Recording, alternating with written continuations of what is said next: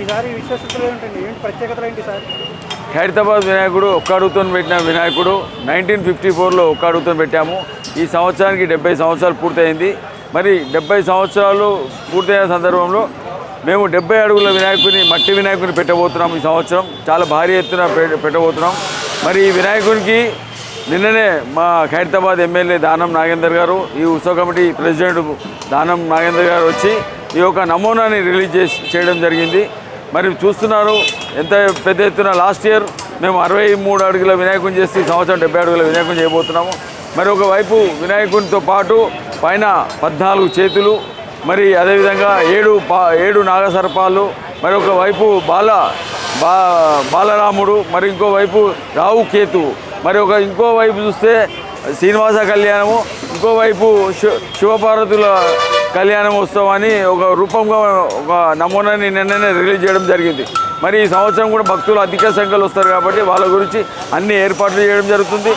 దాదాపు అన్ని డిపార్ట్మెంట్ వాళ్ళతో కూడా మేము మాట్లాడడం జరుగుతుంది. ఉత్సవ కమిటీ వాళ్ళందరూ దాదాపు ఇక్కడికి వచ్చే భక్తులు 25 లక్షల నుంచి 30 లక్షలు వచ్చే భక్తులందరికీ కూడా 300 మంది వాలంటీర్గా పనిచేయబోతున్నాం. ఖైరతాబాద్ ప్రజలందరూ కూడా ఇక్కడ ఈ ఒక పుణ్యస్థలంలో, ఖైరతాబాద్ పుణ్యస్థలంలో ఏదైతే వినాయకుడు వెలిచాడో ఈ 11 రోజులు ఇక్కడికి భక్తులు, ఎందుకంటే గత 2-3 సంవత్సరాల నుంచి భక్తులు అధిక సంఖ్యలో వస్తున్నారు. ఎందుకు వస్తున్నారు అంటే భక్తులు ఏదైతే కోరిక కోరుకుంటారో ఆ 11 రోజులు ఆ భగవంతుడు సాక్షాత్తు ఆ 11 రోజులు భక్తులకు అందరికీ కూడా దర్శనానికి చేయడానికి మరి వాళ్ళు ఏదైతే కోరిక కోరుతారో ఆ కోరికలన్నీ కూడా మరి ఆ భగవంతుడు భక్తులందరికీ కూడా ఇస్తున్నాడు.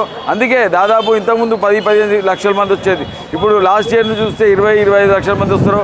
మరి ఈ సంవత్సరం 30 లక్షల మంది వచ్చే భక్తులకు అందరికీ కూడా అన్ని ఏర్పాట్లు, మొబైల్ టాయిలెట్స్ కానీ, వాటర్ కానీ, మరి అదేవిధంగా ఒక ఫస్ట్ ఎయిడ్ డాక్టర్ కానీ, ఒక అంబులెన్స్ పెట్టడం జరుగుతుంది. మరి వృద్ధుల గురించి వీల్ చైర్ కూడా పెట్టడం జరుగుతుంది. భక్తులందరూ కూడా ఎటువంటి ఇబ్బంది కలగకుండా ఖైరతాబాద్ ప్రజలందరూ కూడా ఇక్కడ ఉండి 11 రోజులు ఇక్కడ ఈ ఖైరతాబాద్ ప్రజలు ఇక్కడ మేము పుట్టి పెరిగినందుకు మేము ఈ యొక్క పుణ్యస్థలంలో మేము దీన్ని ఏదైతే ఇక్కడ పుట్టామో మేము చాలా భగవంతుని ఆశీస్సుతో ఇక్కడ ఖైరతాబాద్లో పుట్టి ఇంత పెద్ద భక్తులకు మేము సేవ చేసుకుంటాం. అది మా అదృష్టంగా భావిస్తూ హైదరాబాద్, సికింద్రాబాద్ కానీ తెలంగాణ నుంచి, ఆంధ్రప్రదేశ్ నుంచి వచ్చిన వాళ్ళందరూ కూడా దయచేసి పార్కింగ్ ఏరియా మనకు తక్కువ ఉంటుంది. భక్తులతో విజ్ఞప్తి, పార్కింగ్ ఏరియా మనకు తక్కువ ఉంటుంది. మీరందరూ కూడా ఎంఎంటీఎస్ కానీ, మెట్రో కానీ యూజ్ చేసుకొని మీరు ఇక్కడికి వచ్చి భగవంతుని దర్శించుకుంటే బాగుంటుంది. వచ్చేటప్పుడు మీ పిల్లలు కానీ, మీ సొమ్ములు కానీ, మీ పర్సులు కానీ చాలా జాగ్రత్తగా చూసుకోవాలమ్మా. ఎందుకంటే ఇక్కడ దాదాపు లక్షలాది మంది వస్తుంటారు. మేము అందరూ కూడా జాగ్రత్తగా ఉండాల్సిందిగా మీ ద్వారా తెలియజేస్తున్నాను. ఈసారి అయోధ్య రాముడిని పిలిపించారు, ఏంటి కారణం అంటే? మేము ప్రతి సంవత్సరం కూడా మీకు తెలుసో తెలియదండి, రైట్ సైడు లెఫ్ట్ సైడు డిఫరెంట్గా పెడతాం. ఒకసారి సాయిబాబాని పెట్టాము, ఒకసారి వెంకటేశ్వర స్వామిని పెట్టాము. ఇప్పుడు అయోధ్యకు కొంతమంది భక్తులు ఎవరైతే పేదవాళ్ళు, మధ్యతరగతి వాళ్ళు వెళ్ళకపోతారో ఇక్కడ వినాయకుడితో పాటు ఇంకో ఎక్స్ట్రా దర్శనాలు కూడా అవుతాయి. అట్లా మేము ఈసారి అయోధ్య బాలరాముని పెట్టడం, అందరికీ దర్శనం వినాయకుడితో పాటు బాలరాముని కూడా దర్శించేలాగా ఒక రూపాన్ని తయారు చేశారు శిల్పి రాజేందర్ గారి ఆధ్వర్యంలో. బాలరాముని కూడా పెడితే బాగుంటుంది ఈ సంవత్సరం అని అనుకుంటే మేము ఉత్సవ కమిటీ వాళ్ళందరం కూడా డిసైడ్ చేసి బాలరాముని పెట్టడం జరిగింది.